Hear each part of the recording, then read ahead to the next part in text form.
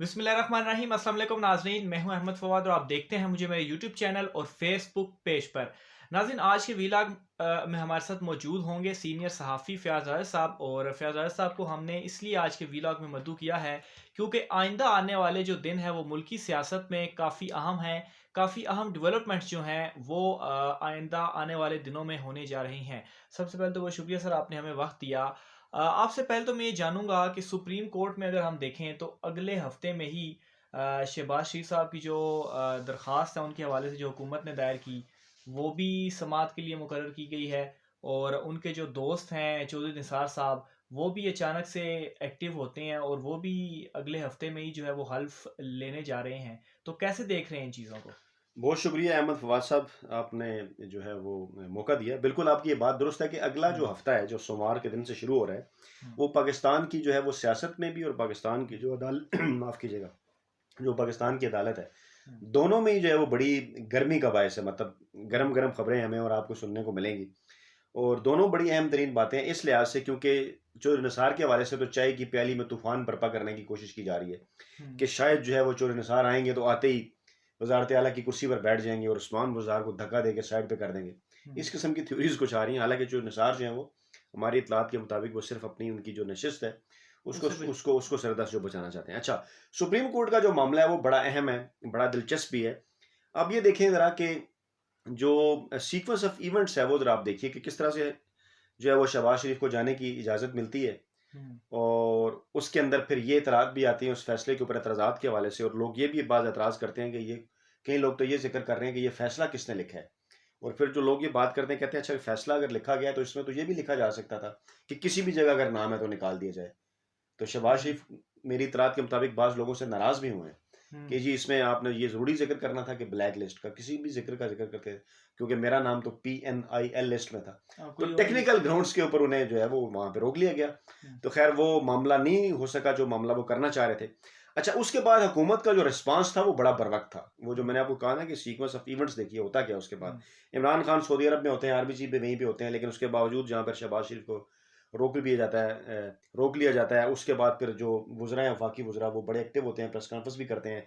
शहजाद हम्म। अकबर, फवाद चौधरी फिर वो ऐलान भी करते हैं कि हम कोर्ट में जाएंगे। और जो ही फिर ईद की छुट्टियां खत्म होती हैं और पहला वर्किंग डे आता है 17 मई, हम्म। 17 मई को वो सुप्रीम कोर्ट भी पहुंच जाते हैं। और सुप्रीम कोर्ट में एक दरखास्त, मतलब मैंने वो दरखास्त देखी, उसका उसके सारे मैंने मतन का जायजा लिया और मुझे बड़ी हैरत हुई कि पाकिस्तान तहरीक इंसाफ की ये हम्म। जो हुकूमत है, इसमें अक्सर औकात ये एतराज़ होता है कि अदालती पॉइंट ऑफ व्यू से बाज़ औक़ात इनकी चीज़ें उतनी शायद बेहतर नहीं होती। लेकिन इस दरख्वास्त को देखने के बाद ये लगा कि ये दरख्वास्त जो है वो शायद कोई आइनी और कानूनी माहिरीन से वेट कराई गई है। बड़े ज़बरदस्त अंदाज में उन्होंने उसके अंदर पॉइंट्स उठाए हुए थे। वो 17 तारीख को सुप्रीम कोर्ट में दायर करते हैं और तमाम तर उसमें अपने कानूनी निकात बयान करते हैं जी कि किस तरह हमें सुने बगैर जो है वो लाहौर हाई कोर्ट ने उन्हें भेज दिया। और वो मतलब तमाम तर लीगल पॉइंट्स वो उसके अंदर उठाते हैं। अच्छा, उसके बाद फिर वो इंतज़ार करते हैं और 19 को ही, अगले 2 दिन बाद जो है वो 19 को वो एक और दरख्वास्त दे देते हैं। हम्म। और वो उसमें ये कहते हैं कि क्योंकि मामला जो है वो अवामी नोयत का है और इसकी जो है वो जल्द सुनवाई की जाए, और उसकी भी हाँ, ज़ुबान भी मतलब 2 सफ़ा। मुखफरिक जी, दरखास्त जो जी। है वो एक होती है। बिल्कुल, उन्होंने वो जो है वो की है CPLA के तहत। उन्होंने कहा जी कि ये civil petition for level 2 appeal है हम्म। कि आपने लीव टू अपील कि आपने जनाब अली ये एक अवामी दिलचस्पी का मामला है और इसमें आपने फौरी तौर पे जो वसी तर मफाद है ये, हम्म। इसमें आपने फौरी तौर पे आप इसको करंटली मुकर्रर करें। हम्म। और उसको उन्होंने ये भी कहा कि काबिल कदर हकूक इसके अंदर जो है वो दरख्वास्त गुजारों के वो दाव पर लगे हुए हैं। हम्म। और ये बड़ा टेक्निकल और अहम पॉइंट है। और उसके बाद फिर वो दरख्वास्त लगती है हम्म। और ये आता है 20 या यानी कि 21। दरखास्त को लगाने के लिए भी एक और दरखास्त दी जाती है, फिर उसके बाद हाँ बिल्कुल, समाअत की उसके बाद मीटिंग फिर होती वो है। 25 को दरखास्त लगती है। हम्म। और चीफ जस्टिस साहब जो हैं वो बेंच भी उन्होंने अनाउंस कर दिया है। हम्म। और उसमें जस्टिस एजाजुल हसन जो है वो बेंच के सरबराह होंगे, हम्म। और जो जस्टिस सजाद अली शाह हैं वो उनके साथ होंगे। नहीं, जस्टिस इजाजुल हसन साहब के नाम पर मुस्कुराए आप? मैं जस्टिस मुस्कुराया इसलिए हूँ क्योंकि जस्टिस एजाजुल हसन के हवाले से मुस्लिम लीग नवाज हम्म। और उनके जो हामी साफी हैं वो पहले भी बेशुमार तरह की बातें करते थे ना। अब ये इस तरह की बातें तो होती है ना कि शायद सुप्रीम कोर्ट में कोई ग्रुपिंग होगी है। अब देखिए जस्टिस काजी फाइज साहब का जो केस है हम्म। उससे ग्रुपिंग तो बिल्कुल नजर आई है वाज़ा सामने। अब देखें किस तरह से जस्टिस उमर अता बंदयाल साहब के खिलाफ इन्होंने ट्रेंड भी चलाया हम्म। और बाकी जजेस के खिलाफ भी ये बात करते रहे। मतलब उनके लिए जस्टिस काजी फायज ईसा, क्योंकि उनको ये लग रहा था कि शायद वो जो बात कर रहे हैं या वो जो मौकफ दे रहे हैं वो उनको सपोर्ट करता है, तो हम्म। इसलिए वो उन्होंने जस्टिस उमर अता बंदयाल के इवन रिमार्क्स के ऊपर किस किस्म की गलीज उन्होंने जुबान इस्तेमाल की, ट्रेंड चलाए। तो मैं मुस्कुराया इसलिए हूँ क्योंकि जस्टिस एजाजुल एहसन साहब के हवाले से भी वो माजी में ऐसी बातें कर चुके हैं, हम्म, खास तौर पे पनामा केस और बाकी तीसरे मामलों के ऊपर ना, हम्म, उसकी भी बात कर चुके हैं। और फिर जस्टिस सजाद अली शाह साहब के नाम पे मैं इसके मुस्कुराया हूँ कि जस्टिस सजाद अली शाह जो है वो सिर्फ दूसरी जानिब थे। जस्टिस काजी फायज ईसा के खिलाफ जिन जजेस ने फैसला दिया, सही। जस्टिस सजाद अली शाह उनका हिस्सा थे, और वो जस्टिस उमर अता बंदयाल और उनका जो मौक़िफ़ था जजेस के एहतसाब के हवाले से वो एक था। तो हम्म, मैं इसलिए मैंने आपके सामने ये बेंच इसलिए भी खुल के बयान किया, मैंने आपको कहा है कि अब देखना ये है कि नवाज़ लीग क्या फिर वही अपना उसी किस्म का बयानिया लेके आएगी? मैं तो कतई ये बात नहीं करता कि जजेस तो मेरिट के ऊपर बात करते हैं और दरख़्वास्त को मेरिट के ऊपर देखा जाएगा। हम्म, और यकीनन जब ये दरख़्वास्त मेरिट के ऊपर अगर देखी जाएगी हम्म, और मेरिट के ऊपर लाहौर हाई कोर्ट के फैसले का जायज़ा लिया जाएगा, तो मैं जो एक आइन और कानून का तालिब इल्म हूँ, मेरे ख़्याल में ये जो फैसला है, ये इसने कलअदम करार दे हो जाएगा सुप्रीम सही। कोर्ट से। क्योंकि जो पॉइंट्स हैं वो बड़े दिलचस्प हैं। वो अगर मेरे पास कुछ हैं भी हैं, उसमें देखें एक तो बात ये है, उन्होंने ये कहा जी कि हम्म, ये एक ऐसी मिसाल है कि जो आगे अगर अगर सेट कर दी जाए, तो हम्म। इसका आईनी और कानूनी तौर पे जो है बड़ा नुकसान होगा। उन्होंने ये हाँ, बात भी ऐसा की, तो कोई भी आएगा रिलीफ लेके चला बिल्कुल कोई जाएगा। आके क्यों, देखिए उन्होंने कहा जी 1 दिन में आती है दरख़्वास्त, 1 दिन में लग भी जाती है, 1 दिन में फैसला भी दे दिया जाता है, ब्रेक दी जाती है, इदारों से पूछें, हम कहते हैं पूछ के बताएँगे, वो कहते हैं नहीं जी अभी आधे घंटे की ब्रेक में पूछ के बताएँ। और फिर वहाँ पे डिप्टी अटॉर्नी जनरल उन्होंने ये भी कहते हैं जी कि दूसरे इदारे से पूछ लेने दें, उनका मौक़िफ़ आ जाना चाहिए, रिटन मामलात होते हैं, छुट्टियाँ हो रही हैं। वो कहते हैं नहीं जी आज ही करें सारा।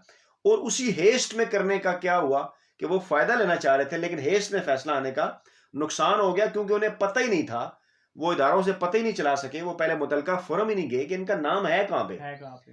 यही तो वो मसला हुआ। ब्लैक लिस्ट के हवाले हाँ, से वो ब्लैक आ लिस्ट गया। के हवाले से बात करते रहे आगे, वो पीएनएल लिस्ट आ गई और अब तो खैर उनका नाम हुकूमत ने फौरी तौर पे फिर 17 को एक्शन लेते हुए उन्होंने ईसीएल में डाल दिया।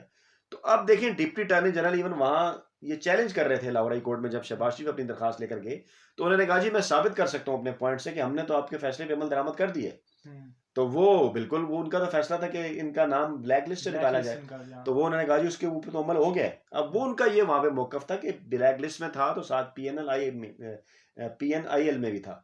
तो यानी कि हेस में डिसीजन देने की वजह से ये सारा मामला हुआ। और फिर उसके अंदर 2-3 पॉइंट्स बड़े इंपॉर्टेंट है कि उन्होंने ज़मानत दी हुई है एक शख्स की, जो हम्म, कि पाकिस्तानी अदालतों से सज़ा याफ्ता है, मुजरिम है, और वो पाकिस्तान से मफरूर हो गया, इश्तिहारी करार, उसकी जायदादों की नीलामी हो रही है। हम्म। शहबाज शरीफ साहब ने उनकी ज़मानत दी हुई है, और बजाय ये कि उनसे ये पूछा जाए कि जनाब आपने एक शख्स की ज़मानत दी थी, वो तो हम्म। वापस नहीं आया और आप बजाय खुद आप कैसे इनको जा भी रहे हैं? भेज रहे हैं। इनको भेज रहे हैं। तो इस किस्म के और बेशुमार पॉइंट्स हैं। हम्म, इसलिए मैं ये कह रहा हूँ कि क्योंकि ये दरख़्वास्त जो है मुझे ये लग रहा है कि मंज़ूर होगी और वो जो फ़ैसला है, उसको कलअदम करार कलअदम दिए जाने के होगा। ज़्यादा इम्कानात हैं मेरे जैसे स्टूडेंट की नज़र में, बाकी तो जजेस ने फ़ैसला करना है। सही। तो मुस्कुराया मैं इसलिए हूँ कि उसके बाद फिर नवाज़ लीग ने एक मरतबा फिर वही बयानिया जो है वो जस्टिस एजाजुल एहसन और जस्टिस सजाद अली शाह के हवाले से बयान करना है। हम्म, और उसमें उन्होंने ये कहना है देखिए जी जस्टिस एजाजुल एहसन ने पनामा में भी हमारे साथ ये किया, हम्म, और जस्टिस सजाद तो देखें वो तो जो है काजी फाइज ईसा साहब के भी खिलाफ थे, काजी फाइज ईसा साहब जैसे ऑनरेबल जज के भी वो खिलाफ थे। हम्म। तो इस किस्म का बयानिए के लिए तैयार नहीं, ये आपको सुनने को मिलेगा। सही। अच्छा, एक और चीज़ भी अगले आने वाले वीक में इम्पोर्टेंट है कि जो जस्टिस काजी फाइज ईसा के केस का जो डिटेल फैसला है, वो भी पहले कहा जा रहा था कि ईद के बाद आएगा, और होपफुली आइंदा आने वाले दिनों में नेक्स्ट वीक या उससे नेक्स्ट वीक वो डिटेल फैसला भी जो है वो आएगा, और उसकी तफसीलात जो हैं वो भी बहुत ज़्यादा इम्पोर्टेंट होगी। इंशाल्लाह वो नाजरीन के साथ वो भी चीज़ें जो है वो शेयर करेंगे। नाजरीन, आज के वीलाग में मुझे और फ़याज़ साहब को इजाज़त दीजिए। अपना ख्याल रखिएगा। कमेंट बॉक्स में अपनी राय का इज़हार भी जो है वो कीजिएगा। अल्लाह हाफ़िज़।